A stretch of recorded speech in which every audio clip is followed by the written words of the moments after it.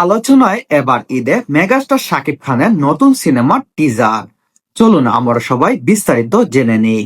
নিউজটি করেছে দৈনিক বাংলা। দরজায় কড়া নাড়ছে ঈদ। অন্য সবকিছুর মতোই দেশে চলচ্চিত্র অঙ্গনের প্রস্তুতি নিচ্ছে ঈদের। মুক্তির সম্ভাবনা রয়েছে ডজনেরও বেশি সিনেমা।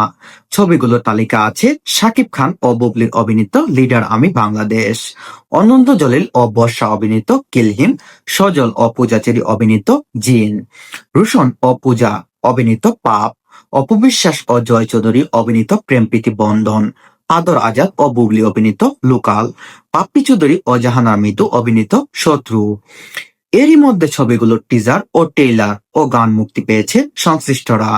সিনেমায় অভিনয় শিল্পীদের ভক্তগুলো নিয়ে আলোচনা ও সমালোচনা চলছে, করছে চুলছেরা বিশ্লেষণ। আন্তজাল মুক্তির পাওয়া টিজার ও ট্রেইলার দর্শকরা জানাচ্ছেন নানা রকম প্রতিক্রিয়া। বছরখানেক পর মুক্তি পাচ্ছে শাকিব খান তারকা শাকিব খানের ছবি। সঙ্গে আছেন শবনম বুবলিও। এই দুই তারকা অভিনয় ও তপু খান পরিচালিত লিডার আমি বাংলাদেশ ছবির টিজার মুক্তি পেয়েছে 2 এপ্রিল। ছবিটির ট্রেইলার এখনো মুক্তি পায়নি। তবে এই ছবির প্রথম গানের কথা আছে মুক্তির পরে সামাজিক যোগাযোগ মাধ্যমে বেশ সাড়া ফেলেছে। এই গানটিতে ঠোঁট মিলিয়ে ও র‍্যাপ ভঙ্গিতে অভিনয় করেছেন শবনম বুবলিও। সেটিও সামাজিক যোগাযোগ মাধ্যমে বেশ প্রশংসিত হয়েছে।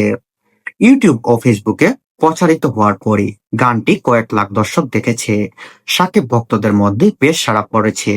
তারা আগ্রহ নিয়ে অপেক্ষা করছেন ঈদে এই সিনেমার জন্য। তবে অনেকেই আবার নেতিবাচক প্রক্রিয়া দেখাচ্ছেন। এবার বলুন মেগাস্টার